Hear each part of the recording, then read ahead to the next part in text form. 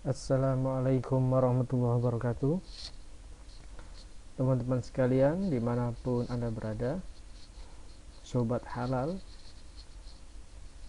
pada kesempatan ini izinkan kami berbagi cerita berkenaan dengan sertifikasi halal di Indonesia.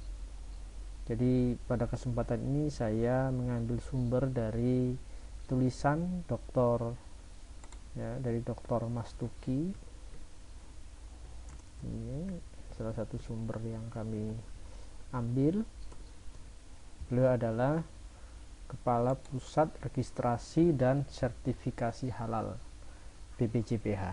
Nah, ini banyak akan mengelaborasi apa tulisan dari Dr. Mastuki, dan juga nanti dilengkapi dengan beberapa referensi-referensi melalui Google dan melalui peraturan-peraturan pemerintah berkenaan dengan sertifikasi halal di Indonesia. Teman-teman sekalian, sebagaimana kita ketahui bahwa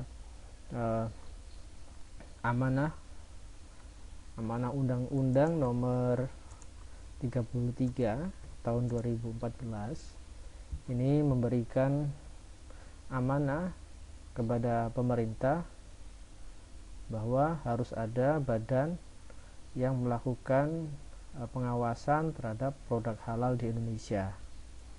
Nah, badan itu bernama BPJPH. BPJPH adalah Badan Penyelenggara Jaminan Produk Halal. Ini adalah menandai era di mana ada jaminan produk halal di Indonesia.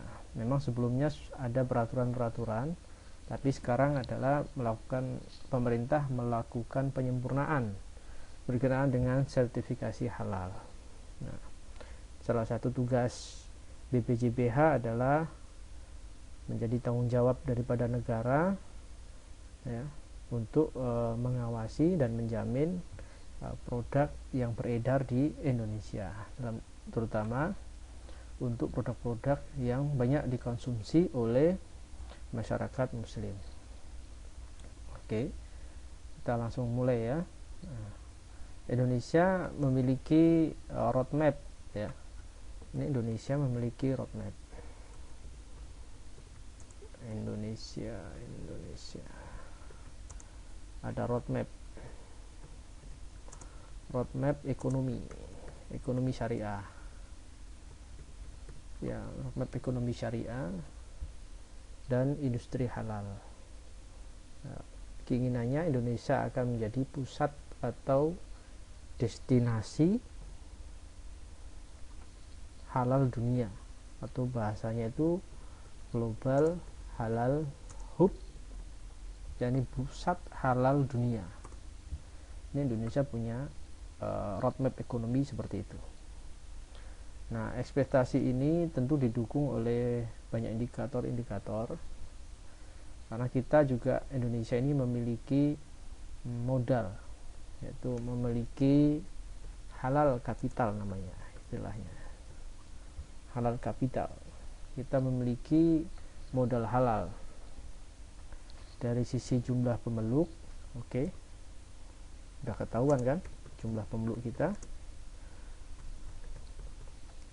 paling besar, ada kurang lebih 209 jutaan muslim di Indonesia sekarang, atau sekitar 13,1% penduduk dunia. Besar juga kan. Ini adalah modal kapital dari sisi jumlah pemeluk. Tentu dengan jumlah pemeluk ini kebutuhan terhadap produk halal pasti meningkat. Nah, kebutuhan yang meningkat itu secara global itu yakni kebutuhannya banyak, baik dari pangan ya, kemudian hasil pertanian, lalu perikanan, kosmetik. Ini ibu-ibu ya, kosmetik itu besar, kosmetik. Kemudian obat-obatan, luar biasa nih, apalagi sekarang masa pandemi, obat-obatan luar biasa, triliunan rupiah ya, farmasi. Dan jangan lupa fashion, ini jilbab, busana muslim, dan itu kebutuhannya sangat meningkat.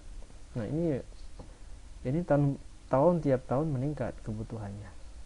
Nah ini menjadi apa, daya tarik dari negara-negara muslim, baik muslim ya, dalam hal ini negara-negara yang berpenduduk mayoritas muslim, maupun negara dalam tanda kutip ya barat atau Eropa yang banyak dihuni oleh penduduk yang beragama non muslim. Mereka memiliki keinginan ya, negara kita punya potensi untuk menarik ya daya terhadap muslim dan kaum non muslim. Nah itu modalnya. Adakah modal lain? Ada. Modal lain itu seperti, tambah lagi, adalah modal sosial dan kultural. Ini maksudnya apa? Ya tren gaya hidup kita ini tren halal. Kreativitas masyarakat kita dalam membuat produk luar biasa. UMKM kita punya jutaan produk yang bagus-bagus. Kemudian kekayaan kuliner kita. Kekayaan kuliner kita dari Sabang, dari Pulau Rote sampai Pulau Miangas ya, itu luar biasa banyak. Produk-produk unggulannya juga banyak. Nah oleh karena itu ini menjadi modal sosial yang luar biasa bagi kita untuk mempromosikan atau sebagai penyangga daripada industri halal di Indonesia yang tentu potensinya sangat besar sekali.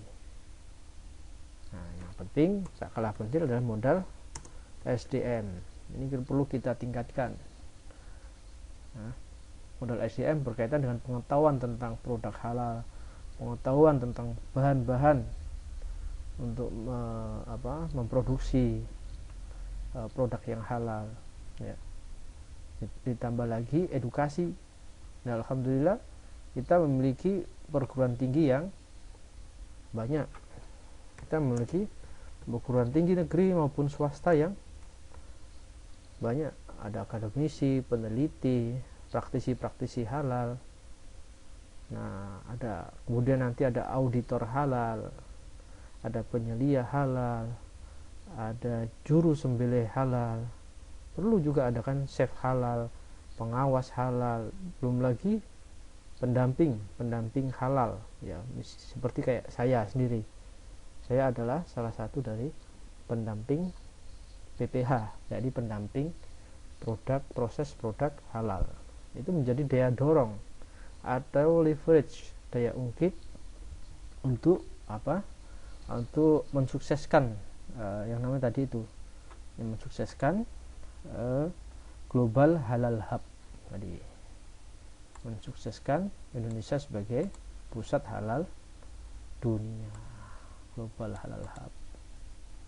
Nah itu menjadi tantangan tersendiri bagi kita, bagi kaum muslimin sendiri, untuk meningkatkan sumber daya manusianya dan juga meningkatkan kapabilitas bagi UMKM-nya. Nah ini mungkin sedikit ya, nanti kita akan lanjut lagi pada sesi selanjutnya. Wassalamualaikum warahmatullahi wabarakatuh.